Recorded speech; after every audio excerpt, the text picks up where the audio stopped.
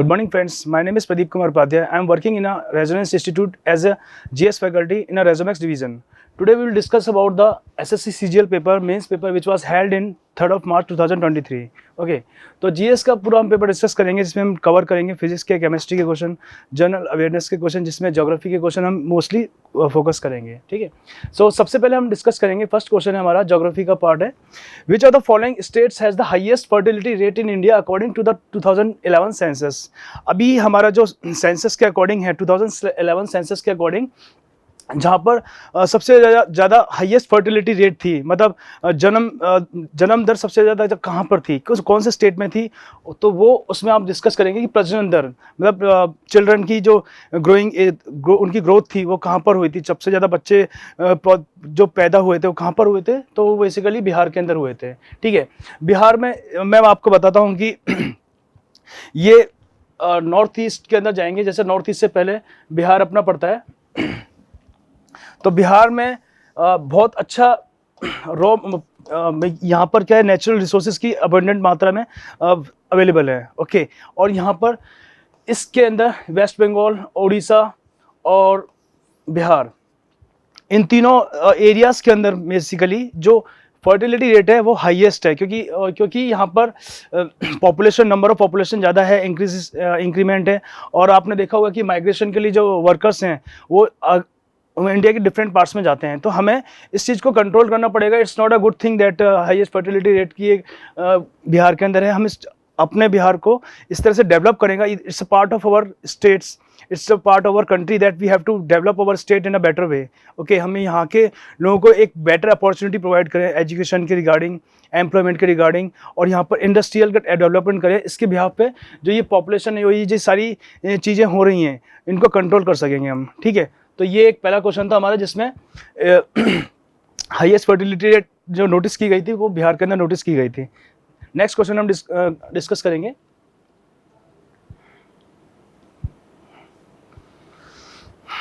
Next question हम discuss करेंगे, ये ज्योग्राफी का क्वेश्चन है. In 1962 the who published the history of ocean basins which outline the theory of how tectonic plates could move, later called sea floor spreading. ठीक है, 1962 में किसने the history of ocean basins प्रकाशित किया, जिसमें plate विवर्तनिक सिद्धांत को रेखांकित किया, जिसे बाद में सागर नितल प्रसरण कहा गया. एक इसके अंदर कॉन्सेप्ट होता है, जैसे आपने देखा होगा, जो जितनी भी नेचुरल कैलामिटीज होती हैं, जिसमें अर्थक्वेक हो गया, वोल्केनोज हो गया, आपस में वो बहुत सारी इंडोजेनिक फोर्सेस, एक्सोजेनिक फोर्सेस पर रिस्पॉन्सिबल होती है. एंडोजेनिक फोर्सेस उस फोर्सेस को कहते हैं जो पृथ्वी के अंदर मूवमेंट होता रहता है, जैसे प्लेट्स का मूवमेंट होना. ओके, तो ये वोल्केनिक एक्टिविटीज़ होना, तो ये सारी एक्टिविटीज़ जो होती हैं, प्लेट्स की मूवमेंट होती रहती है आपस में, internal surface of the earth. तो इसमें क्या होता है, दो टाइप की फोर्स होते हैं. एंड एक तो ये कन्वर्जन प्लेट और डाइवर्जन प्लेट बाउंड्रीज, मतलब कन्वर्जेंस मतलब कन्वर्जन, एक तरफ कन्वर्ज होना, और डाइवर्ज मतलब ये डाइवर्ज हो जाती है दो प्लेट्स का अलग अलग दिशाओं में. ठीक है, तो ये सारे प्लेट बाउंड्री कॉन्सेप्ट होते हैं, जिसमें ओशियन की जो बेसिन है वो चेंज होती रहती है, और सी फ्लोर स्प्रेडिंग, मतलब सी ना, उसका जो तल है, समुद्र तल है, वो एक्सपेंड कर रहा है, वो अलग अलग मूवमेंट कर रहा है. समझ में आई? तो धीरे धीरे ये सब चीज़ें इसका पार्ट है. तो इसको एक साइंटिस्ट ने अपनी बुक में लिखा है, हिस्ट्री ऑफ ओशियन बेसिन्स के अंदर. उन साइंटिस्ट का नेम है हैरी हेमंड हैस.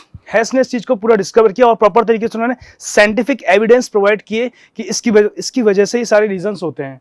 ओके, तो ये हमारा ज्योग्राफी का, ओशियनोग्राफी का कॉन्सेप्ट था, और फिजिकल ज्योग्राफी का कॉन्सेप्ट था. नेक्स्ट हम डिस्कस करेंगे. नेक्स्ट क्वेश्चन,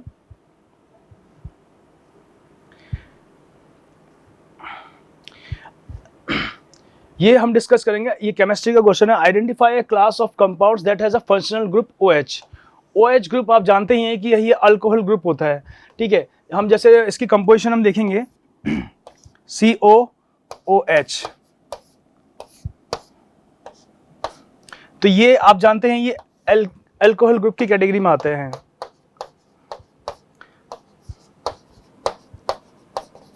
ये ऑर्गेनिक केमिस्ट्री का पार्ट है, जिसमें आप जानते हैं ईथेन, मतलब ethane, methane single formation of होगा तो मीथेन होगा, और ईथेन मतलब होता है डबल फॉर्मेशन होती है. ओके, तो ये सब चीज़ें आती हैं. इसके अंदर एल्डिहाइड फॉर्म हो गया एक, और ये कीटोन फॉर्म हो गया. तो इसमें जो फंक्शनल ग्रुप OH, जिसमें कार्बोक्सिल, जिसको ये ग्रुप होता है कार्बोक्सिल ग्रुप, तो ये किस कैटेगरी में आता है हमारा? ये हमारा ये आता है अल्कोहल की कैटेगरी में. इसका बेसिक फॉर्मूला ये होता है. ठीक है, नेक्स्ट हम डिस्कस करेंगे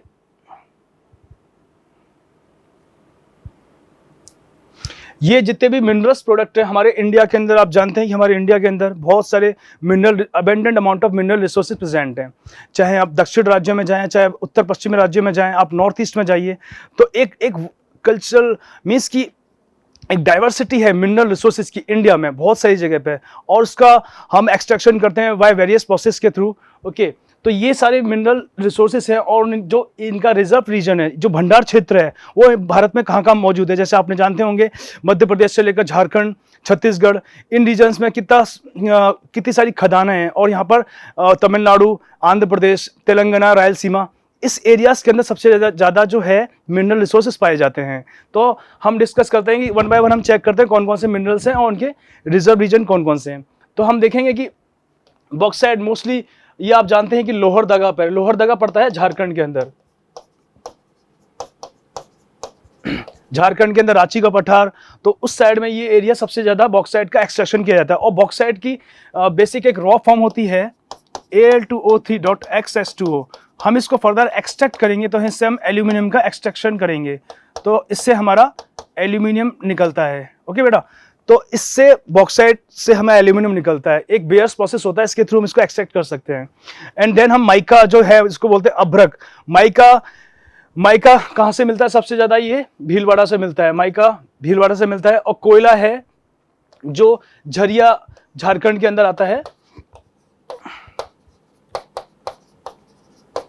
ये झारखंड में कोल्स की सबसे पुरानी माइन जैसे रानीगंज माइंस है और ये झरिया माइंस है, ये बहुत ओल्डेस्ट कोल फील्ड है। यहाँ पे कोल का सबसे ज्यादा एक्सट्रैक्शन किया जाता है। गोंडवाना लैंड की सीरीज हैं जो कोल हैं, तो उनको एक्सट्रैक्शन किया जाता है। ठीक है, और भीलवाड़ा आप जानते हैं राजस्थान का पार्ट है, राजस्थान का एक डिस्ट्रिक्ट है। और नेक्स्ट हम देखेंगे कॉपर। कॉपर आप जानते हैं ये झुंझुनू में पाया जाता है, झुंझुनू और खेतड़ी में। तो ये खेतड़ी माइंस हैं झुंझुनू के अंदर जो नियरेस्ट है, तो वहाँ पर झुंझुनू के अंदर खेतड़ी एक जगह है, वहाँ पर ये पूरा कॉपर का एक्सट्रैक्शन किया जाता है। उसमें से ये कॉपर का माइंस है, तो ये बेसिकली ये भी राजस्थान के अंदर आते हैं। तो ये सारे हमने डिस्कस किए मिनरल्स और उसके रिजर्व रीजन्स। नेक्स्ट क्वेश्चन देखेंगे हम, सॉरी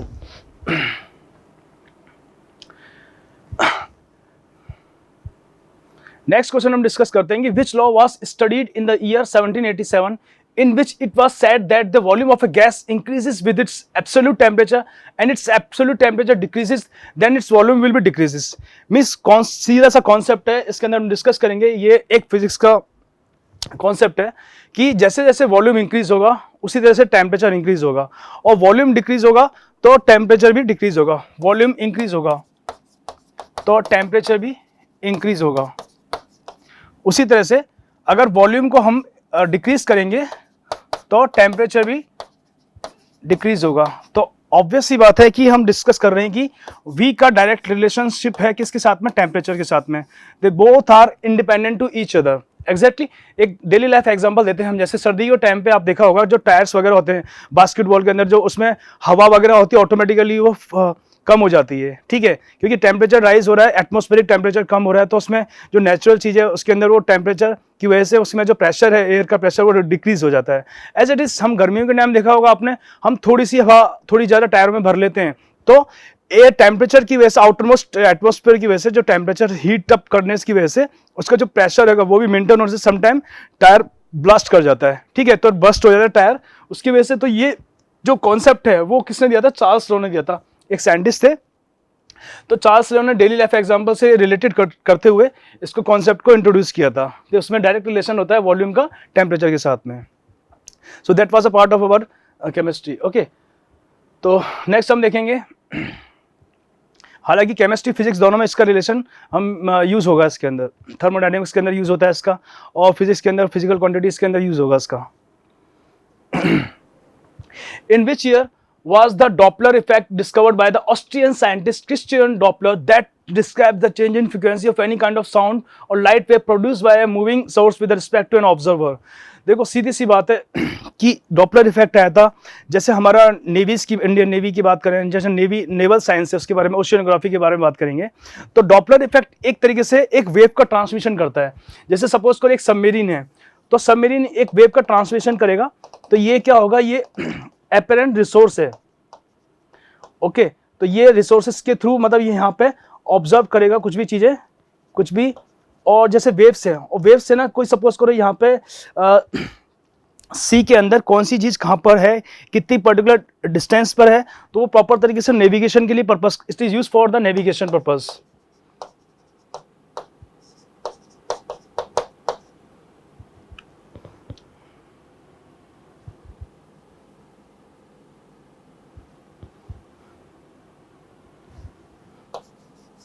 ठीक है, तो ये नेविगेशन पर्पस के लिए, और कितनी डेप्थ है सी के अंदर, डेप्थ है उसको मेजरमेंट करने के लिए डॉपलर इफेक्ट का यूज किया जाता है।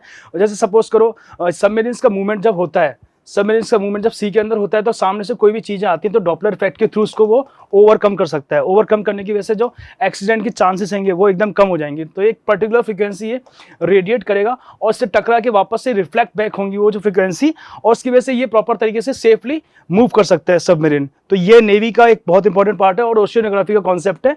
तो डॉपलर इफेक्ट को जिसने दिया था तो रिस्पेक्ट टू द ऑब्जर्वर और ये रिसोर्स है जिसने भेजा, तो उससे ही मालूम कर सकते हैं एग्जैक्टली पोजीशन क्या है। It is useful for the exactly position of that particular thing. Okay, तो इसको हमने जिस साइंटिस्ट ने डिस्कवर किया था 1842 के अंदर किया था। ठीक है, नेक्स्ट हम डिस्कस करेंगे क्वेश्चन। नेक्स्ट हमारा एक एनवायरमेंट का टॉपिक है बहुत अच्छा, एफॉरेस्टेशन। हम डे बाय डे बात करते हैं क्लाइमेट चेंज की, रिसेंटली हमने G20 में समिट में किया। ओके, तो हम अपनी बायोडाइवर्सिटी को कंजर्व करने के लिए कौन कौन से मेजरमेंट करेंगे, कौन कौन से एफर्ट करेंगे, तो उन सब चीज़ों को करने के लिए हम एक सिंपल सा कॉन्सेप्ट पूछा है इन्होंने कि एफॉरेस्टेशन के बारे में बताइए। Afforestation could prevent flooding. Obvious सी बात है कि जितना ज़्यादा हम पौधों को उगाएंगे, पेड़ पौधों लगाएंगे, उससे ज़्यादा उसकी जो एक ग्राउंड सरफेस की एक रफनेस है वो रिमूव होगी और इसको एक फ्लेक्सिबिलिटी प्रोवाइड होगी। मीन्स एक जो पकड़ने की जो धरती है, पेड़ जब उस पर लगेंगे तो उसकी जो पकड़ने की क्षमता है ना, धरती को पकड़ के रखने की, उसको होल्ड करने की कैपेसिटी है वो इंक्रीज होगी। ठीक है, तो एफॉरेस्टेशन ऑब्वियस सी बात है, जब फ्लड आएगा तो ये जो सॉइल का मूवमेंट है वो एकदम रिड्यूस हो जाएगा और सॉइल का बहुत डिग्रेडेशन बहुत कम होगा। पहला कॉन्सेप्ट क्लियर है।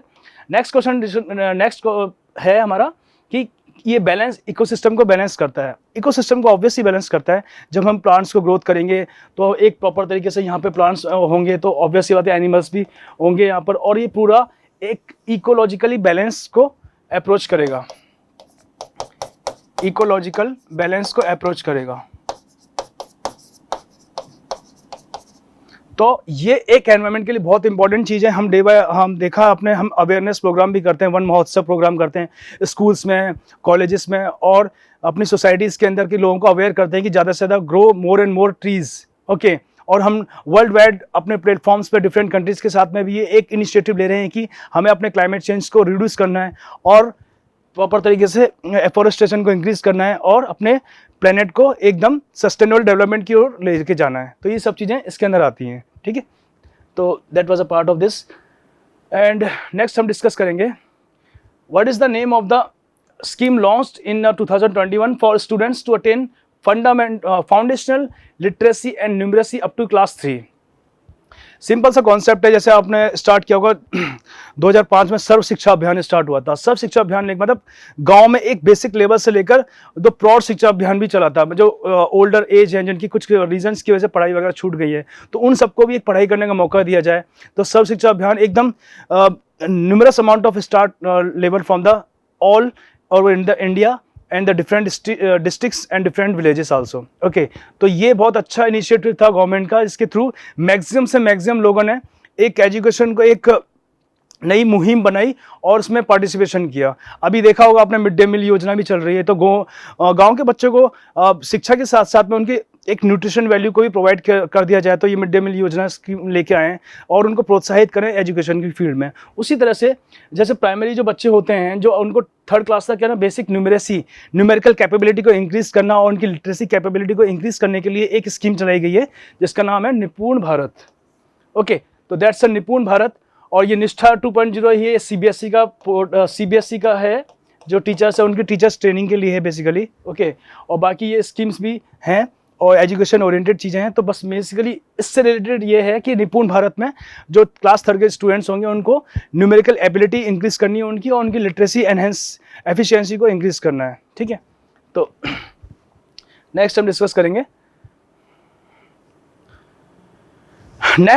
करेंगे कौन कौन से हेडक्वार्टर्स कहाँ पर हैं, डिफरेंट ज्योग्राफी का पार्ट है ये।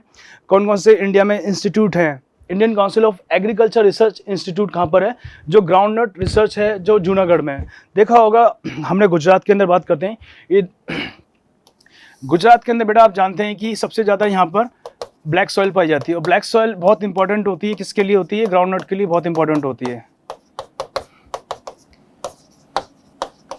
ओके, ग्राउंड नट के प्रोडक्शन के लिए बहुत इंक्रीज होती है। और महाराष्ट्र के अंदर, गुजरात के अंदर, मध्य प्रदेश के अंदर मूंगफली का सबसे ज़्यादा प्रोडक्शन होता है। तो ये पहला वाला कॉन्सेप्ट है कि वहीं पर फिर उन्होंने रिसर्च इंस्टीट्यूट बनाया है कि उसकी जैसा सॉइल हेल्थ कार्ड है, तो हम उसके अकॉर्डिंग जितना अमाउंट ऑफ ग्राउंड नट का प्रोडक्शन कर सकते हैं उसके अकॉर्डिंग हम डिस्कस कर सकते हैं कि जूनागढ़ में एक इंस्टीट्यूट बनाया गया इसके बिहाफ पे, कि वहाँ पे प्रॉपर तरीके से उसकी मैपिंग होगी और मॉनिटरिंग होगी किस तरह से उसका प्रोडक्शन हो रहा है ग्राउंड नट का। ठीक है, नेक्स्ट हमारा the headquarter of ICAR rapeseed and mustard research located in Bharatpur.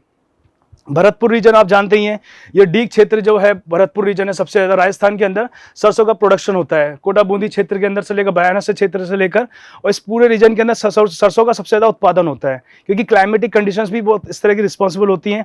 और यहाँ पर जो रिच अमाउंट ऑफ जो मस्टर्ड ऑयल है वो पाया जाता है, मिलता है, यहाँ पर प्रोडक्शन सबसे ज़्यादा होता है इसका। और ये जैसे आपने डेली लाइफ में देखा होगा, एक डीजल इंजन करके है, ये है जो मस्टर्ड ऑयल वगैरह निकालते हैं। और यहाँ पर अभी रिसेंटली में बूंदी के पास में अडानी प्लांट भी लगा है, उसमें मस्टर्ड ऑयल का बहुत प्रोडक्शन इंक्रीज हो रहा है। तो ये यहाँ पर इंस्टीट्यूट एस्टेब्लिश है भरतपुर के अंदर में। ठीक है, ये राजस्थान के अंदर आता है।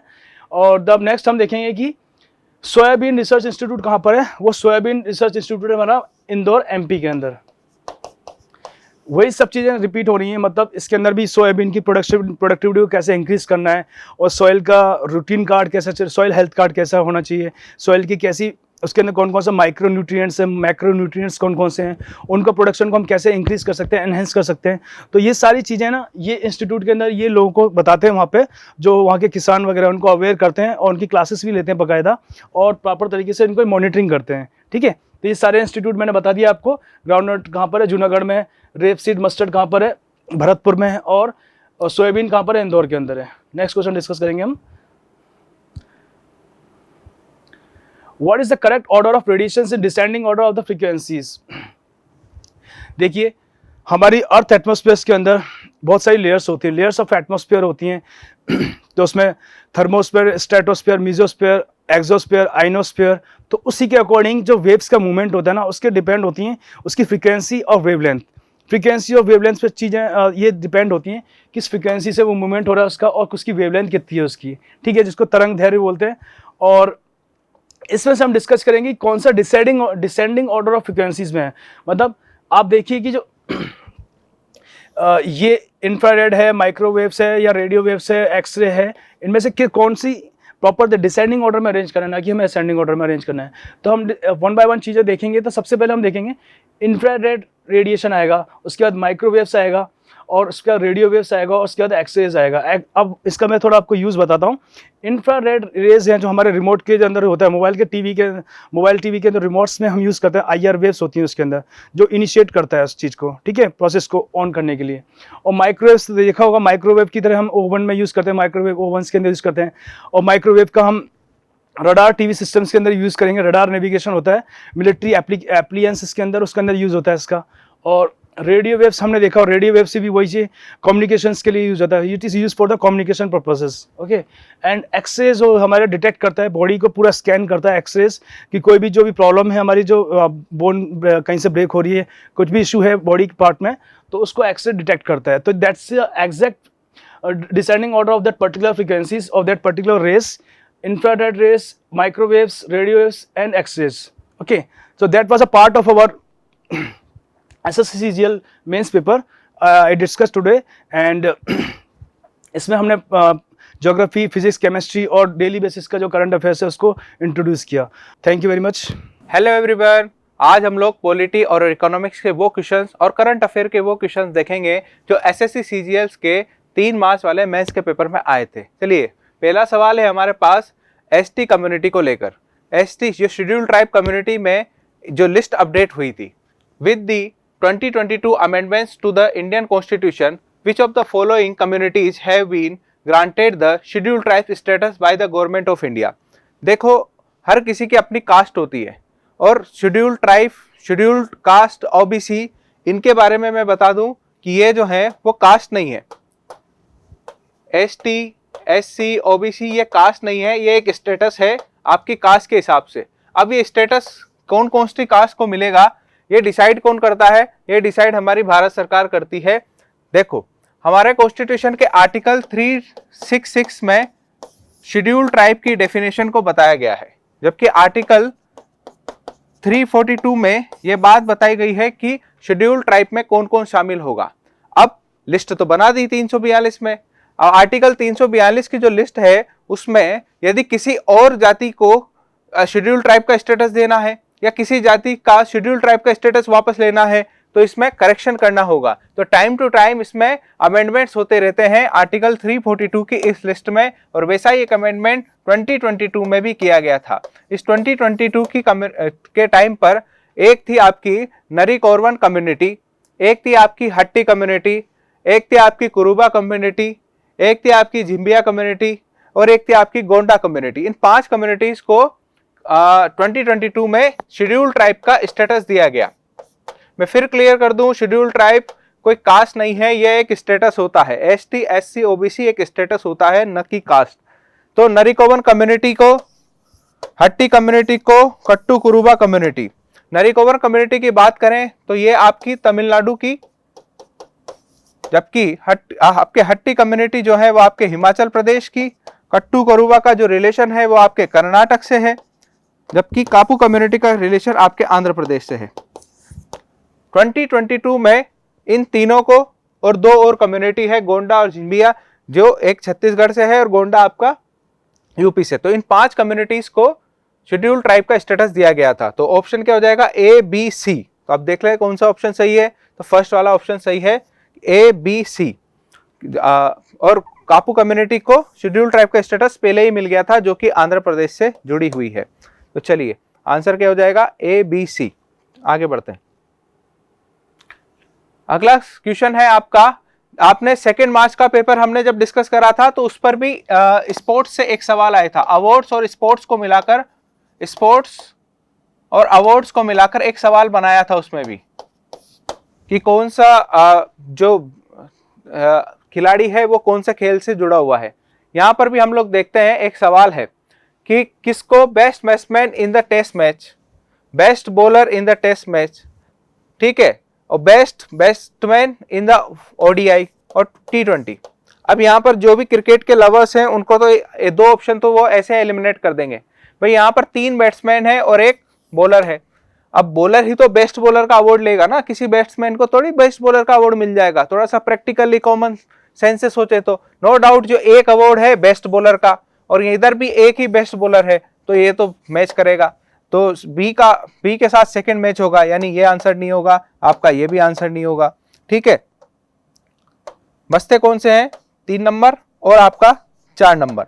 अब देखो, ऋषभ पंत, अब थोड़ा सा और जानते होंगे कि इन दोनों का टेस्ट मैच में ज्यादा रोल नहीं है, टेस्ट मैच तो ज्यादातर यही खेलता है। तो best batsman in the test match का अवार्ड भी किसको मिलेगा? आपके ऋषभ पंत को। अभी भी ए के साथ फर्स्ट और बी के साथ सेकंड, ये फर्स्ट और ये सेकंड। अभी भी हमारे पास 2 ऑप्शन बच रहे हैं। तो सूर्य कुमार यादव आपके T20 के लिए थे, ठीक है, जबकि श्रेयस अय्यर को काई के लिए मिला था? वनडे मैच के लिए मिला था। तो अक्सर कई बार बताते भी हैं क्लासरूम्स में भी कि स्पोर्ट्स से, अवार्ड से एक सवाल इनसे बनता ही है, इंडेक्सेस से, रिपोर्ट से, इनसे सवाल आते ही आते हैं। सरकारी स्कीम से, जैसे एक स्कीम पर सवाल आपको अभी देखने को मिलेगा भी सही। तो ये अवार्ड था BCCI का, इसी का हिंदी वाला ये रहा, ऋषभ पंत टेस्ट मैचों के लिए सर्वश्रेष्ठ बल्लेबाज। ये 2022 वाले। देखो, पहला सवाल भी काई का आपका करंट अफेयर का, ये काई का सवाल था 2022 का। 3 मार्च 2023 को पेपर हुआ, तो लगभग 1 साल का करंट अफेयर आपको पढ़ना पड़ता होगा, 1 से 1.5 साल का। तो 2022 का करंट अफेयर से एक सवाल, फिर उसके बाद जो सवाल आया अगेन 2022 के करंट अफेयर से सवाल आया। तो ये आप पेपर से गेस लगा सकते हैं कि आपको कितना करंट अफेयर पढ़ना पड़ता है। यदि कोई आपसे बोल रहा है बार बार कि 1 साल का करंट अफेयर पढ़ना है, तो क्यों पढ़ना होता है उसका नमूना आप लोग यहाँ पर देख लीजिए कि इसके 2 सवाल तो आपको शुरुआत में ही देखने को मिल गए। आपसे कभी भी 2015 में 2010 का कौन सा अवार्ड मिला था, कौन स्पोर्ट्स में कौन अच्छा प्रदर्शन कर रहा था, उस पर सवाल नहीं पूछेगा। मोस्टली चांसेस है 99.99% कि वो करंट से ही उठा के सवाल पूछेगा। इसके बाद नेक्स्ट क्वेश्चन है आपका, वो है आपका पॉलिटी से। ठीक है, पॉलिटी से क्या है कि भारत के संविधान का कौन सा अनुच्छेद उच्च न्यायालय को रीट जारी करने का अधिकार देता है। Which article of the constitution of India empowers a high court to issue writ. हमारे यहाँ पर क्या होता है, फंडामेंटल राइट्स है। पार्ट 3 में कई सारे फंडामेंटल राइट्स हैं। उन फंडामेंटल राइट्स को प्रोटेक्ट करने के लिए, आप जो है वो कोर्ट के पास जा सकते हैं। कोर्ट का मतलब होता है supreme court, high court, district court. तो हम किसके पास जाएं? तो आप अपने फंडामेंटल राइट्स को प्रोटेक्ट करने के लिए कोर्ट के पास जा सकते हैं। कोर्ट के पास आप गए, सुप्रीम कोर्ट के पास, आप गए हाई कोर्ट के पास। तो यदि सुप्रीम कोर्ट के पास आप जाते हैं तो भी वो रीट कहलाता है, यानी सुप्रीम कोर्ट के पास आप रीट लगा सकते हैं, हाई कोर्ट के पास रीट लगा सकते हैं। सुप्रीम कोर्ट के पास रीट लगाते हैं आप आर्टिकल 32 के अंदर, जबकि हाई कोर्ट के अंदर रीट लगाते हैं आप आर्टिकल 226 के अंदर। अब देखो यहाँ पर तो आर्टिकल 32 भी और आर्टिकल 226 भी नजर आ रहा है। तो कई लोगों ने तो रीट तो आर्टिकल फंडामेंटल राइट्स का प्रोटेक्शन करते हैं। फंडामेंटल राइट्स के बाद आर्टिकल तो 32 ही आता है, आर्टिकल 32 आता है, इसलिए आंसर 32 होगा। लेकिन नहीं, यहाँ पर सुप्रीम कोर्ट लिखा होता तो आर्टिकल 32 होता इसका आंसर। लेकिन क्या लिख रहा है, हाई कोर्ट। तो हाई कोर्ट के कंटेस्ट में रीट जारी करते हैं वो किस आर्टिकल के थ्रू होती है, आर्टिकल 226। ठीक है, तो आर्टिकल 226 के अंदर आप हाई कोर्ट में अपने फंडामेंटल राइट्स को प्रोटेक्ट करने के लिए एक आप जो है वो रीट लगा सकते हैं। ठीक है, इसी तरीके से आर्टिकल 32 के अंदर आप सुप्रीम कोर्ट में रीट लगा सकते हैं। तो दोनों ऑप्शन थे। आर्टिकल 143 तो हो ही नहीं सकता, आपको ही पता है, ये तो सुप्रीम कोर्ट जो एडवाइस देता है उससे जुड़ा हुआ है। तो बहुत ऑप्शन भी केवल 2 ही ऑप्शन थे जो कंफ्यूज कर रहे थे, 32 एंड 226। चलिए आगे चलते हैं। संविधान का कौन सा अनुच्छेद किसी भी भारतीय नागरिक को किसी भी रेस्टोरेंट, सड़क, सार्वजनिक स्थल का उपयोग करने का अधिकार देता है। Which article of the constitution of India lays down that an Indian citizen has the right to use any restaurant, road, public places. देखो काफी क्लोज आर्टिकल्स हैं और अच्छा बनता ये सवाल यदि यहाँ पर 15(2), 15(1), 15(3), 15(4) ऐसे लिखता। ऐसे यदि वो देता 16(1), 16(2) ऐसे देता। बात करें हमारे यहाँ पर कॉन्स्टिट्यूशन में एक और सवाल, एक सवाल रीट से और एक सवाल फंडामेंटल राइट से। देखो अक्सर होता है एक सवाल आपका फंडामेंटल राइट या डीपीएसपी में से निकल कर आता है। जो लास्ट 2 मार्च था वहां से डीपीएसपी में सवाल आया, यहाँ पर फंडामेंटल राइट से सवाल आया। देखो हमारे यहाँ पर कॉन्स्टिट्यूशन में आर्टिकल 14 से लेकर 18 तक हमें राइट टू इक्वलिटी दी गई है। अब आर्टिकल 14, 15, 16, 17, 18 सबकी डेफिनेशन आपको पता नहीं होगी, उनमें क्या क्या ग्रॉस बातें लिखी हुई है, तब तक आप ये सवाल नहीं कर सकते। आर्टिकल 14 क्या बोलता है, right to equality and equal protection of laws. 2 part है, right to equality and equal protection of laws. ऐसा तो यहाँ पर कोई बात नहीं करी गई, यानी ये तो रिजेक्ट हो गया। इसी तरीके से आर्टिकल 16 क्या बोलता है, पब्लिक एम्प्लॉयमेंट्स में इक्वल अपॉर्चुनिटीज। यहाँ पर पब्लिक एम्प्लॉयमेंट्स में इक्वल अपॉर्चुनिटीज की बात नहीं हो रही, बल्कि पब्लिक प्लेसेस का, रोड का, रेस्टोरेंट का एक इक्वल यूज, वहां पर किसी तरीके का डिस्क्रिमिनेशन ना हो, ऐसी बात करी गई है। ये भी नहीं होगा कि आर्टिकल 17 तो बहुत कॉमन है, ये तो ऐसे रिजेक्ट हो जाना चाहिए क्योंकि ये तो अनटचेबिलिटी को एबॉलिश करने से जुड़ा हुआ है, जो छुआछूत का। अब बचता है 15। अब 15 में तो हमें ये पढ़ाया गया है आर्टिकल 15 में कि राइट टू इक्वलिटी के अंतर्गत आर्टिकल 15 में हमें रिलीजियस बेसिस पे, यानी धर्म के बेसिस पे, कास्ट के बेसिस पे, सेक्स के बेसिस पे, बर्थ प्लेस के बेसिस पे, एथेनिसिटी के बेसिस पे, निर्जातिता के बेसिस पे डिस्क्रिमिनेशन नहीं होगा। हाँ, लेकिन ये 15(1) में लिखा हुआ है, यहाँ पर ऑप्शन क्या है 15(2). तो जब आधा अधूरा नहीं पढ़ना, कई बार बताते हैं आपको कि आधा अधूरा पढ़ना न पढ़ने से ज्यादा खतरनाक है, क्योंकि यदि आप आधा अधूरा पढ़ के गए तो आपको लगेगा कि ये तो कोई से मैच नहीं कर रहा है। यहाँ पर भी क्योंकि 15(2) लिख रहा है, तो 15(2) में ये बात लिखी गई है। 15(1) रिलीजियस और कास्ट, सेक्स, बर्थ प्लेस के बेसिस पे डिस्क्रिमिनेशन को अलाउ नहीं करता है, जबकि आर्टिकल 15(2) पब्लिक प्लेसेस पे, जितने भी ऐसे प्लेसेस जहां पर डिस्क्रिमिनेशन नहीं होना चाहिए, रेस्टोरेंट है, आपका रोड्स वगैरह है, पब्लिक प्लेसेस हैं, वहां पर किसी भी प्रकार का डिस्क्रिमिनेशन नहीं हो सकता। यानी आप रेस्टोरेंट में गए तो वहां पर आपको आपके धर्म के आधार पर, आपके जेंडर के आधार पर, आपके बर्थ प्लेस के आधार पर खाना खाने से रोका नहीं जा सकता, रोड पर आपको चलने से नहीं रोका जा सकता, किसी पब्लिक प्लेस गार्डन वगैरह में आपको घूमने से कोई नहीं रोक सकता एज पर दी आर्टिकल 15(2). और ये सारे के सारे आर्टिकल राइट टू इक्वलिटी का पार्ट है, जिसमें से आर्टिकल 15(2) जो बात इस क्वेश्चन में लिखी गई है उससे स्पेसिफिकली जुड़ता है। चलिए आगे चलते हैं। वो तो सिंपल सवाल है, इससे सिंपल सवाल कोई हो ही नहीं सकता, इससे सिंपल सवाल कोई हो नहीं सकता। और सिंपल दो वजह से है, एक तो सवाल और उससे भी ज्यादा option. Which of the following is an indirect tax? अप्रत्यक्ष कर कौन सा है? और सवाल में क्या दिया है आपका, जीएसटी दे दिया।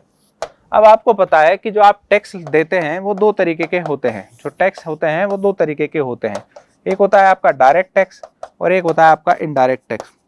भाई डायरेक्ट टैक्स का मतलब होता है जो जिसको आप टैक्स किसे देते हैं, आप ये आप है, अब आपको टैक्स किसे देना है, गवर्नमेंट को देना है ना। यदि आप सीधे गवर्नमेंट को टैक्स दे रहे हैं तो इट इज डायरेक्ट टैक्स। आप सीधे गवर्नमेंट को टैक्स नहीं दे रहे, जैसे आपकी इनकम टैक्स हुई, आपकी कमाई हुई, सैलरी आई, साल भर की सैलरी हुआ तो आपका इनकम हुआ, तो इनकम पर आपने क्या करा, सीधे सरकार को टैक्स दिया, आईटीआर फाइल करा और सीधे सरकार को टैक्स दे दिया, तो वो होता है आपका इनकम टैक्स। जबकि दूसरी तरफ चलिए, आप रेस्टोरेंट में खाना खाने गए, 400 रुपए का बिल आया। अब 400 रुपए का बिल आया, रेस्टोरेंट में गए खाना खाने, 400 रुपए का बिल आया, तो 400 रुपए का बिल पर आगे आपसे वसूल लेता है 20 रुपए आपके SGST, CGST, 10-20 रुपए SGST, CGST। तो पहले तो खाने का बिल, फिर उस पर टैक्स। तो मुझे बताओ, आप जब रेस्टोरेंट वाले को खाने का बिल देते हैं, खाने का बिल वो आपको देता है टैक्स के साथ, उसमें ये इतने का इतना, इतने इस रोटी का इतना, सब्जी का इतना, फिर बाद में टैक्स। तो उसे आप ऐसा थोड़ी बोलते हैं कि खाने का तू रख ले, ये जो 40 रुपए का मेरा 400 रुपए का बिल हुआ मेरे खाने का, 40 रुपए का मेरा जो टैक्स हुआ वो मैं सीधे सरकार को ऑनलाइन कर देता हूँ या भेज देता हूँ। आप क्या करते हैं, 400 रुपए तो देते हैं, दे के ही आते हैं, और ये बाकी के जो पैसे हैं जो सरकार को जाने चाहिए, ये भी आप किसको दे के आ जाते हैं, उस रेस्टोरेंट वाले को। सेम चीज आप कोई भी चीज खरीदो तो यूं थोड़ी आप कोई चीज खरीद रहे हो उस पर आपको टैक्स देना है, तो भाई तू तेरा पैसा रख ले, उस चीज पे जो टैक्स लगेगा वो मैं सरकार को दे दूंगा, नहीं, आप उसी को देते हैं। मोबाइल खरीदा, मोबाइल पे आपका यदि 10,000 का मोबाइल है, उस पर 200 रुपए टैक्स लगा, तो 10,200 आपको पेमेंट करना पड़ेगा। 10,000 तो मोबाइल वाले के और 200 रुपए आपके सरकार के। तो आप सीधे सरकार को पे नहीं कर रहे हैं, आप बीच में किसी और को कर रहे हैं, तो इट इज इनडायरेक्ट। तो डायरेक्ट टैक्स का एग्जाम्पल क्या हो गया आपका, income tax, corporate tax, capital gain tax, wealth tax. अब आपकी पूंजी बढ़ी, आपकी कैपिटल बढ़ी, संपत्ति बढ़ी, तो जो कैपिटल बढ़ी आपकी, उस पर आपको टैक्स सीधे गवर्नमेंट को दे दो। किसी ने आपको गिफ्ट दिया, अब जी याद रखिएगा, 50,000 से ज्यादा का किसी ने आपको गिफ्ट दिया, तो 50,000 से ज्यादा का आपने गिफ्ट दिया, मतलब एक तरीके की आपकी इनकम हुई 50,000 से ज्यादा की, तो आपको टैक्स देना पड़ेगा। तो गिफ्ट आपके आया तो आप टैक्स किसे दोगे, सीधे सरकार को देंगे। अब बचता कौन है आपका, जीएसटी। बहुत कॉमन सिंपल सवाल था। तो इनडायरेक्ट टैक्स का एग्जांपल क्या हो गया, जीएसटी, वेट, ये सब सिंपल से सिंपल सवाल है, इससे सिंपल सवाल हो ही नहीं सकता। क्या होता है डायरेक्ट और इनडायरेक्ट, हमने ये भी समझ लिया। पुरानी पॉलिसी है, नेशनल मैन्युफैक्चरिंग पॉलिसी 2011 में आई थी। और सवाल अभी क्यों आया भैया, 2011 में आई थी, लेकिन इसके जो टारगेट सेट करे गए थे वो 2022 के हिसाब से करे गए थे। तो अब बता, हमें ये रिव्यू कर रहे थे कि हमारी जो नेशनल जो पॉलिसी है वो कितनी लागू हो पाई है। मतलब 2011 में हमारी नेशनल मैन्युफैक्चरिंग पॉलिसी, राष्ट्रीय निर्माण नीति आई थी, मिनिस्ट्री ऑफ कॉमर्स के अंतर्गत। मिनिस्ट्री ऑफ कॉमर्स के अंतर्गत हमारी ये पॉलिसी आई थी। अब 2011 में जब ये लाए गए थे तो उसमें कुछ टारगेट सेट करे गए थे। उन्हीं टारगेट्स में से कौन कौन से टारगेट्स थे, तो ऑब्जेक्टिव क्या थे वो देखना है कि कौन सा एक ऑब्जेक्टिव नहीं था। पहला ऑब्जेक्टिव तो क्या था कि मैन्युफैक्चरिंग सेक्टर का उस समय हमारी नेशनल जो जीडीपी होती थी उसमें कंट्रीब्यूशन 16% था 2011 में, जिसे बढ़ाकर 25% हमें करना था, 25% करना था 2022 तक। पहले ऑप्शन में यही बात लिखी गई है, to increase the sectoral share of manufacturing in GDP to at least 25% by 2022। और जब नए कैसे होएगा कि जो आपके जो पुराने जो मैन्युफैक्चरिंग यूनिट्स हैं उनका प्रोडक्शन बढ़े, वो एक्सटेंड करें, नई प्रोडक्शन यूनिट आपकी सेटअप हो। नई प्रोडक्शन यूनिट सेटअप होगी तो नो डाउट एम्प्लॉयमेंट जनरेट होगा। तो एम्प्लॉयमेंट जनरेट होगा तो कितना एम्प्लॉयमेंट जनरेट होना चाहिए, 2022 तक 10 करोड़ जॉब्स जनरेट होनी चाहिए। 2011 की बता रहा हूँ मैं, 2011 में टारगेट सेट करा, 10 करोड़ जॉब्स जनरेट होनी चाहिए। अब यहाँ क्या लिख रहा है, to increase the rate of the job creation so as to create 100 million additional job. 100 million मतलब इसको कन्वर्ट करो कितना हो जाएगा आपका, 1 मिलियन मतलब 10 लाख, यानी ये आपका क्या हो गया 10 करोड़। ठीक है। To enhance the global competitiveness, domestic value addition, technological depth, environmental sustainability, growth, ये तो इस तरीके के तो हमेशा होते हैं ऑब्जेक्टिव। तो पहले हिसाब से तो इसको कोई नेगलेक्ट कर ही नहीं सकता ना, इस तरीके का भाई हमें टेक्नोलॉजिकल डेप्थ में जाना है, हाँ तो जाएंगे सही। बिना टेक्नोलॉजिकल डेप्थ के आप ना तो इसको 16 से 25% कर सकते, ना ही इसको 100 बिलियन जो कर सकते, तो टेक्नोलॉजिकल चाहिए। इन्वायरमेंटल का नुकसान करेंगे तो ये गलत होता, तो इन्वायरमेंट को प्रोटेक्ट करेंगे, इन्वायरमेंटल सस्टेनेबिलिटी, ये भी हो जाएगा। तो बचता क्या है आपका answer B, to double the export of manufacturing goods by 2022। Double नहीं है, डबल से कम था, तो आपका आंसर क्या बचता है बी। चलिए, थोड़ा अनसरप्राइजिंग क्वेश्चन था, इस तरीके के सवाल भी पूछते थोड़ा दिक्कत होती है। वही सवाल आपका हिंदी में गवर्नमेंट स्कीम पर एक सवाल आता है हर साल, इस बार भी एक सवाल आया। जैसे 2 मार्च का जो पेपर था तो उसमें अटल पेंशन योजना पर सवाल था। इस बार आपका 2021 की एक स्कीम थी, वो क्या थी, 2021 में मिनिस्ट्री ऑफ एजुकेशन ने एक स्कीम लॉन्च करी। किस तरीके से जो 3rd क्लास तक के बच्चे होते हैं उन 3rd क्लास के बच्चे उसको लिटरेट करा जाए, उनका फाउंडेशन, उनकी फाउंडेशन लिटरेसी को इंश्योर करने के लिए, न्यूमेरेसी को इंश्योर करने के लिए। व्हाट इज फाउंडेशनल लिटरेसी, किसी भी भाषा में पढ़ा या लिखा जा सकता है, जो भी पर्सन किसी भी भाषा को पढ़ या लिख सकता हो, किसी भी भाषा में वो पढ़ या लिख सकता है, वो लिटरेट कहलाएगा। देखो, लिटरेट होना और एजुकेटेड होना अलग बात है। एजुकेटेड होना मतलब आपके पास कितनी डिग्रीज हैं, जितनी डिग्रीज होंगे आप उतने ही ज़्यादा एजुकेटेड हैं। लेकिन लिटरेट होने के लिए किसी डिग्री की ज़रूरत नहीं होती, सिंपली आप किसी भी लैंग्वेज में यदि पढ़ या लिख सकते हैं तो आप लिटरेट होंगे। ये डेफिनेशन हर कंट्री के अलग अलग होती है, हमारे यहाँ पर यही है, ठीक है।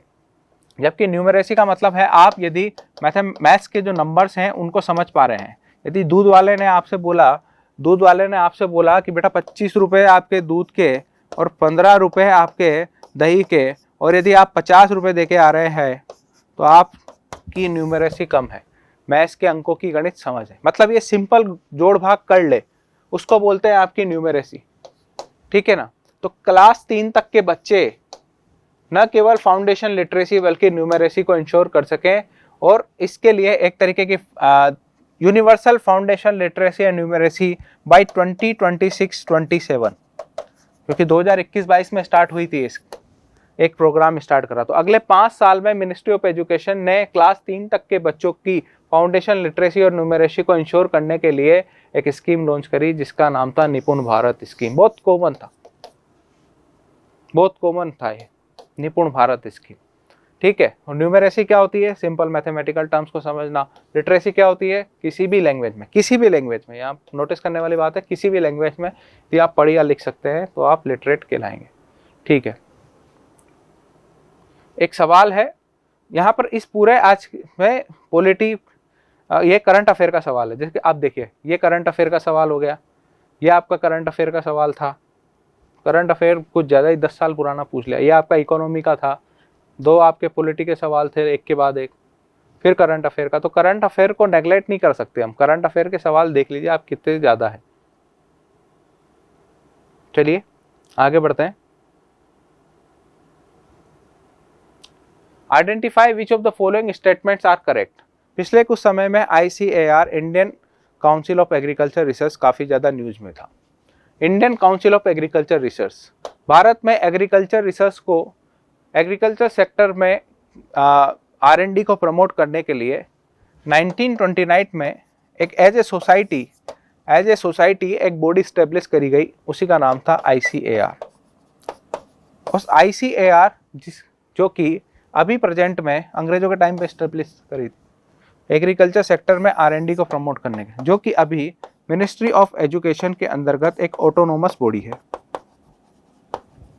हमारे यहाँ पर कई सारे आपने पूसा एग्रीकल्चर विश्वविद्यालय, कई एग्रीकल्चर यूनिवर्सिटीज वगैरह देखे होंगे, तो उन सब इसी के अंडर आते हैं। लगभग 100 से भी ज़्यादा इंस्टीट्यूशंस हैं और 70 से ज़्यादा आपकी यूनिवर्सिटीज, एग्रीकल्चर यूनिवर्सिटीज और एग्रीकल्चर इंस्टीट्यूशन 100 से ज़्यादा ICAR के अंडर ही काम करते हैं, उनके गाइडलाइंस पर ही काम करते हैं।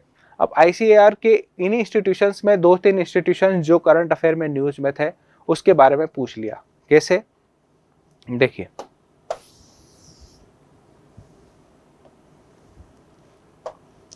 The headquarter of ICAR, directorate of ground not research is located in, कहाँ पर? जूनागढ़ गुजरात में। सिंपल सा भी दिमाग लगाते ना कि ग्राउंड नट, तो पूरा सवाल पढ़ते हैं उसके बाद आपको खुद को लग जाएगा। The headquarter of ICAR, directorate of rapeseed and mustard research is located in Bharatpur आपके राजस्थान में है। The headquarter of ICAR, directorate of soybean research is located in Indore आपके MP में है। सिंपल सा, इन्होंने हेडक्वार्टर जो होते हैं उस हिसाब से स्टेब्लिश कर रहे हैं जिस राज्य में प्रोडक्शन ज़्यादा है। अगर आपको इतनी सी भी बेसिक नॉलेज है तो आपको कोई से भी इंस्टीट्यूशन का हेडक्वार्टर याद रखने की जरूरत नहीं थी। ग्राउंड नट का प्रोडक्शन जो होता है वो गुजरात में ज़्यादा देखने को मिलता है, तो नो डाउट इसका क्या करता है, ये यहाँ पर जूनागढ़ कर देता और यहाँ पर भरतपुर कर देता। भरतपुर में ग्राउंड नट होता ही नहीं है, वहाँ खोल के क्या करोगे आप? अब गाँव में कौन सिटी मॉल खोलेगा आपका? ठीक है ना, गाँव में कौन सिटी मॉल खोलेगा आपका? गाँव शहर में बीच बाजार में कौन आपके कुमार की दुकान खोलेगा? यहाँ निकल सकते हैं ना, लोहे लक्कड़ की। तो वही बात है। तो ग्राउंड नट मैक्सिमम प्रोडक्शन चूंकि गुजरात में होता है, तो थोड़ा कॉमन सेंस से आप सवाल करते हैं, तो गुजरात, जूनागढ़, ये ऑप्शन सही होना चाहिए। इसी तरीके से आपका मस्टर्ड वगैरह भरतपुर में इलाके में अच्छी होती है, तो ये भी ऑप्शन सही होना चाहिए। और सोयाबीन के मामले में तो MP से कोई भिड़ ही नहीं सकता, तो MP का सोयाबीन का इंस्टीट्यूशन भी कहाँ है? MP में, इंदौर में। तो मेरे हिसाब से तीनों सही होना चाहिए। तो इसके कौन से ऑप्शन सही हैं? तो यही है इसका हिंदी देखिए, मूंगफली अनुसंधान निदेशालय, तोरिया सरसों निदेशालय, सोयाबीन निदेशालय कहाँ है? इंदौर में। तो मेरे हिसाब से तीनों, अब तीनों कौन सा कहाँ पर है आपका? सेकंड ऑप्शन में। तो सेकंड ऑप्शन आपका सही हो जाएगा। तो इस तरीके से कई बार कॉमन सेंस का आपको यूज करना पड़ेगा इस तरीके से, स्पेशली करंट अफेयर के कुछ सवालों में जो कि बहुत कॉमन है। आप सिंपल सा लगाते कि सरसों का प्रोडक्शन कहाँ पर ज़्यादा होता है, जिस हिसाब से 3 लोकेशंस में, ना तो इंदौर और जूनागढ़ के कंपैरिजन में भरतपुर वाले इलाके में ज़्यादा होता है। तो इस तरीके से आप कॉमन सेंस का यूज़ करके ऐसे सवालों को कर सकते थे। मैक्सिमम सवाल करंट अफेयर के थे। Thank you very much. Resonance से मैं Devesh Gupta, faculty social science. अभी हम लोग जो यहाँ पर डिस्कस कर रहे हैं उसमें स्टूडेंट्स हम लोग SSC के CGL के पेपर को डिस्कस कर रहे हैं जो 3 मार्च को हुआ था 2023 को, जो मेंस का पेपर है, Tier 2 का पेपर है और जनरल अवेयरनेस का पेपर है। मैं यहाँ स्पेशली आपको बता देना चाहता हूँ जनरल अवेयरनेस का ये जो पेपर यहाँ डिस्कस किया जा रहा है, इसमें हम बायोलॉजी और हिस्ट्री वाले क्वेश्चंस यहाँ पर कवर करेंगे। बायोलॉजी और हिस्ट्री से रिलेटेड जो कुछ क्वेश्चंस यहाँ पूछे गए हैं, पहले हम उनको यहाँ पर डिस्कस करेंगे। तो अभी यहाँ देखेंगे कि 3 मार्च 2023 को जो पेपर लिया गया है, इसमें एक जो क्वेश्चन पूछा गया, व्हाट वाज द डिस्टेंस की बात कर रहा है, around in kilometres covered by the first ever train between Bombay and Thane in 1953। तो यहाँ पर देखिए ये जो प्रश्न है स्टूडेंट्स, यहाँ पर जो पूछा गया है कि मुंबई और ठाणे के बीच पहली बार जो ट्रेन चलाई गई थी भारत के अंदर 1853 में जो चलाई गई थी। तो अब देखिए यहाँ पर हमें बात करें कि इस क्वेश्चन की, तो इस तरह का ये जो क्वेश्चन है जो दिया गया है, मेंस में दिया गया है, जो क्वेश्चन में डेटा दिया गया है, ये क्वेश्चन तो कितनी ही बार एसएससी जैसे एग्जाम में, रेलवे जैसे एग्जाम में, प्री में भी कितनी ही बार ये प्रश्न पूछा जाता है, जिसको यहाँ मेंस में दिया है। अब यहाँ पर थोड़ा सा चेंज जरूर कर दिया है इन लोगों ने, और यहाँ पर दिया गया कि ये पहली बार ट्रेन द्वारा तय की गई दूरी को यहाँ पर पूछा जा रहा है। पहली बार ट्रेन ने कितनी किलोमीटर की दूरी तय की थी, ये यहाँ पर एसएससी मेंस में पूछा गया है या टीयर 2 में पूछा गया है। वो बता रहे हैं 38 किलोमीटर, 25 किलोमीटर, 34 किलोमीटर, 51 किलोमीटर। तो यहां पर देखिए जो आपका 1853 में मुंबई और ठाणे के बीच जो पहली बार ट्रेन चली थी, तो आपको मैं यहाँ ये बता दूं, वो जो ट्रेन चली थी सबसे पहली बार भारत में जब वो ट्रेन चली थी 16 अप्रैल को चली थी, 1853 में चली थी। और मुंबई से ठाणे के बीच में जो ट्रेन चलाई गई थी वो कितने किलोमीटर की डिस्टेंस पर ट्रेवल कर रही थी, 34 किलोमीटर की दूरी तय कर रही थी। तो ये जो क्वेश्चन पूछा गया है, देखो सीधा सीधा एक जानकारी पर आधारित क्वेश्चन है, कितने किलोमीटर की दूरी उस ट्रेन के द्वारा स्टूडेंट्स तय की गई। यहां पर देखेंगे 16 अप्रैल 1853 जब यहां ट्रेन चलाई गई 34 किलोमीटर इसका आंसर है, तीसरा इसका आंसर है 34 किलोमीटर की दूरी उसने तय की। और 16 अप्रैल 1853 को यह पहली ट्रेन भारत में चली थी, इसीलिए स्टूडेंट इसी दिन भारत के अंदर क्या मनाया जाता है, इसी दिन भारत में क्या मनाया जाता है, रेल दिवस मनाया जाता है। तो रेल दिवस कब मनाया जाता है स्टूडेंट, 16 अप्रैल 1853 को मनाया जाता है। अब देखेंगे सीजीएल टीयर 2 का जो क्वेश्चन है, अगला कोई क्वेश्चन देख रहे हैं हम लोग जो आपके सामने है। अब यहां पर देखा जाए तो एक तरह से ये हिस्ट्री से रिलेटेड क्वेश्चन है जो हम लोग ले रहे हैं। इससे पहले भी हिस्ट्री वाला ये क्वेश्चन था जो रेलवे पे पूछा गया था। अब यहां पर जब हम लोग बात कर रहे हैं विच ऑफ द फॉलोइंग बुक की बात की जा रही है, बुक और राइटर्स के ऊपर जो क्वेश्चन होते हैं उनसे रिलेटेड क्वेश्चन की बात की जा रही है। Book was written by the Roman writer Pliny the Elder. तो यहाँ पर प्लिनी द एल्डर देखिए वरिष्ठ प्लिनी के द्वारा यहाँ पर दिया गया है। वो जो रोमन लेखक है, जो रोम का लेखक है, तो रोमन लेखन वरिष्ठ प्लिनी के द्वारा लिखी गई पुस्तक कौन सी थी, तो यहां पर दिया जा रहा है इंडिका मेगस्थनीज के द्वारा लिखी गई ज्योग्राफिका जैसी पुस्तक का नाम दिया गया है, नेचुरल हिस्ट्री का नाम दिया गया है, पेरिप्लस ऑफ द इरिथियन सी का नाम यहां पर दिया गया है। तो कुल मिलाकर अगर रोमन पुस्तक की यहां पर बात की जाए तो यहां पर प्लिनी द एल्डर की जो बात की जाती है, प्लिनी द एल्डर की जब बात की जाती है तो यहां पर स्टूडेंट देखें वो जो रोमन साम्राज्य था, रोमन साम्राज्य में बात की जाए तत्कालीन समय से रोमन साम्राज्य की जब बात की जा रही है, रोमन साम्राज्य से लेकर अगर वर्तमान तक की बात की जाए तो वर्तमान तक के समय में यह जो है यहाँ पर सब बचे हुए कार्यों में से सबसे बड़ा एकल कार्य है। तो ये बचा हुआ सबसे बड़ा एकल कार्य किसी एक ही व्यक्ति के द्वारा किया गया सबसे बड़ा कार्य जो रहा, उसके संदर्भ में जो बचा हुआ है अभी तक हमारे पास, ये एक ऐसी पुस्तक है। तो रोमन साम्राज्य से लेकर वर्तमान समय तक किसी एकल व्यक्ति के द्वारा जो एकल कार्य किया गया है उसमें सबसे बड़ा कार्य है। और जो बुक का नाम है वो कौन सा है, नेचुरल हिस्ट्री। ये नेचुरल हिस्ट्री नामक जो बुक है ये प्लिनी द एल्डर के द्वारा जो लिखी गई है, वरिष्ठ प्लिनी के द्वारा लिखी गई है, ये इसका आंसर है। तो आपको आंसर पता लग गया है, नंबर 2 का आंसर क्या है, नेचुरल हिस्ट्री के लेखक कौन है, प्लिनी द एल्डर है। तो प्लिनी द एल्डर की बात हम लोगों ने यहां पर की।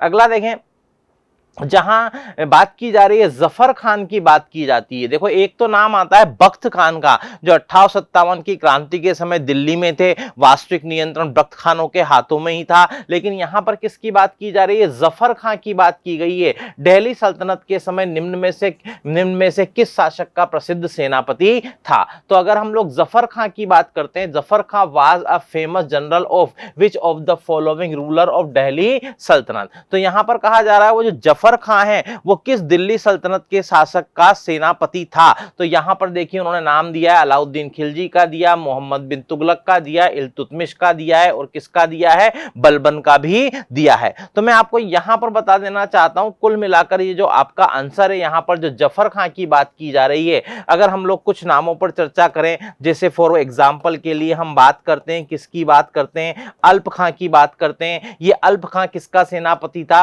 अलाउद्दीन खिलजी का सेनापति था। इसके अलावा अगर हम लोग यहां पर बात करें उलूग खां की, तो अगर हम लोग उलूग खां की बात करते हैं तो ये जो उलूग खां है ये भी किसका सेनापति था? अलाउद्दीन खिलजी का। इसके अलावा अगर हम लोग यहां पर बात करें नुसरत खां की, तो ये नुसरत खां बताइए किसका सेनापति था? नुसरत खां भी किसका सेनापति था? अलाउद्दीन खिलजी का सेनापति था। तो कुल मिलाकर यहां पर जो नाम दिए मैंने एडिशनल नाम आपको बता दिए, कुछ और सेनापति हैं, अल्प खां भी है, उलूग खां भी है, नुसरत खां भी है। और अगर हम लोग यहां पर बात कर रहे हैं जफर खां की बात कर रहे हैं, तो जफर खां के बारे में जो जानकारी मिलती है ये मंगोलों से युद्ध करते समय इसकी मृत्यु हुई थी। तो मंगोलों से युद्ध करते समय जफर खां की मृत्यु हुई थी। ये सेनापति किसका था? अलाउद्दीन खिलजी का सेनापति था। तो आपका जो आंसर है वो इस प्रश्न का जो आंसर है बताइए जफर खां किसका सेनापति था? तो जफर खां जो सेनापति था वो किसका सेनापति था? अलाउद्दीन खिलजी का सेनापति था। तो एक और क्वेश्चन आपका यहां पर सोल्व हो गया है। अगले क्वेश्चन के ऊपर डिस्कस करेंगे।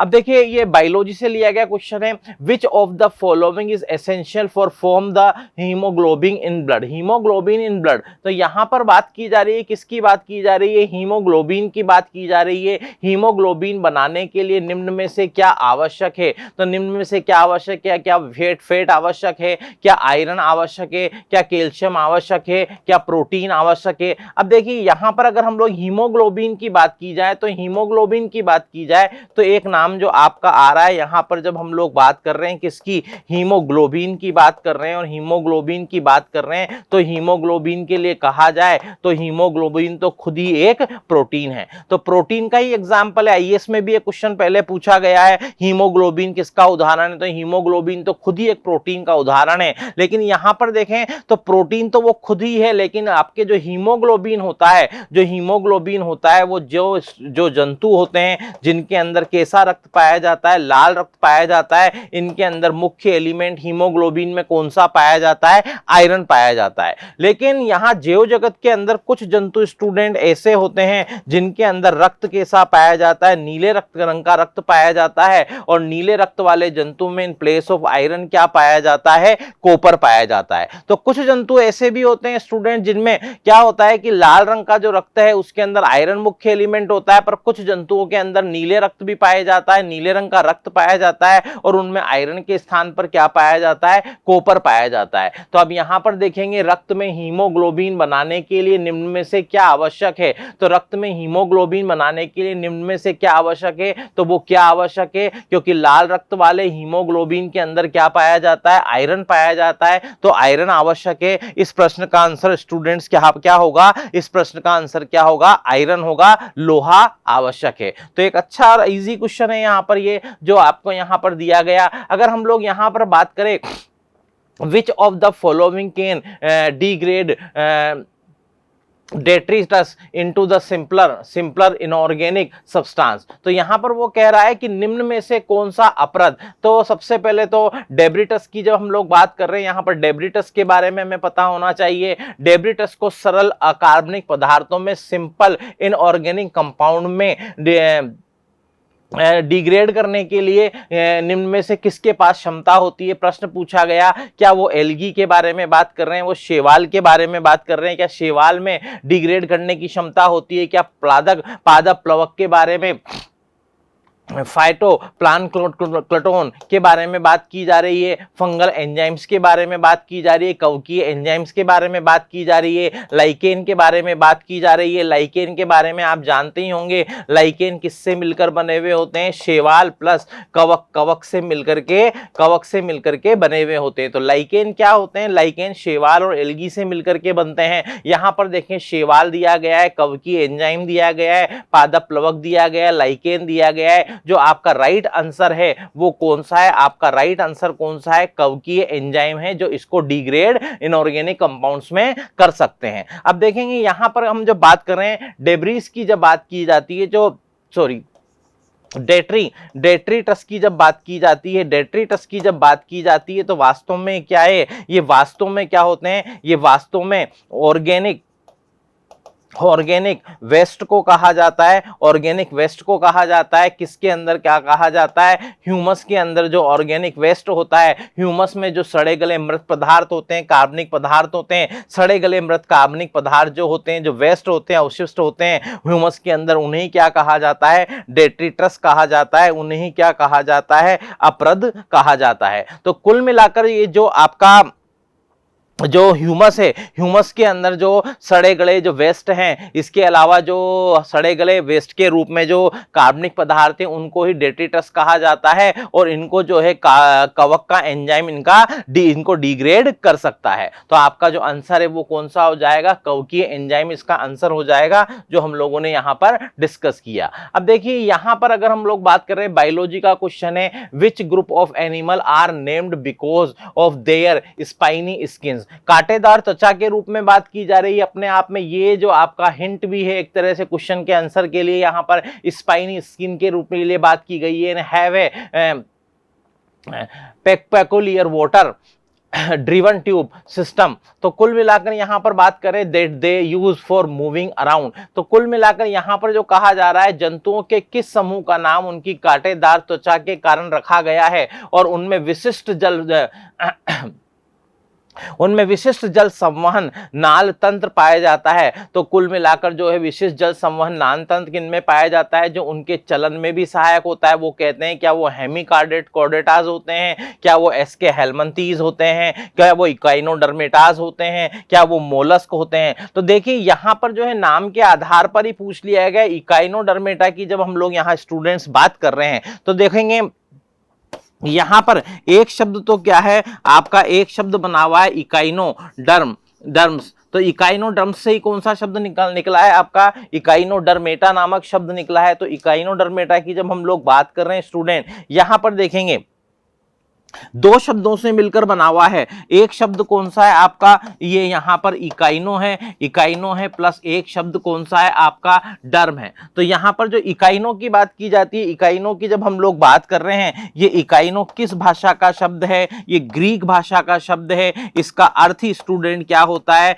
इसका अर्थ होता है कांटेदार। तो यहां पर देखेंगे इकाइनो का अर्थ क्या होता है, कांटेदार होता है। और डम्स की जब बात की जाती है, तो डम्स की जब बात की जाए तो ये लेटिन भाषा का शब्द है, और डम्स का मतलब क्या होता है, इसका अर्थ होता है त्वचा। तो देखेंगे ग्रीक और लेटिन भाषा से मिलकर इकाइनोडर्म्स शब्द बनता है, उसी से इकाइनोडर्मेटा शब्द बना है, और इसका अर्थ होता है कांटेदार त्वचा। तो आपका जो इस प्रश्न का आंसर है, जो आपके एसएससी मेंस में टियर 2 में पूछा गया है, इकाइनोडर्मेटास के बारे में जो आंसर है इकाइनोडर्म से निकला शब्द है, आपका आंसर कौन सा हो जाएगा, थर्ड हो जाएगा, इकाइनोडर्मेटास पर।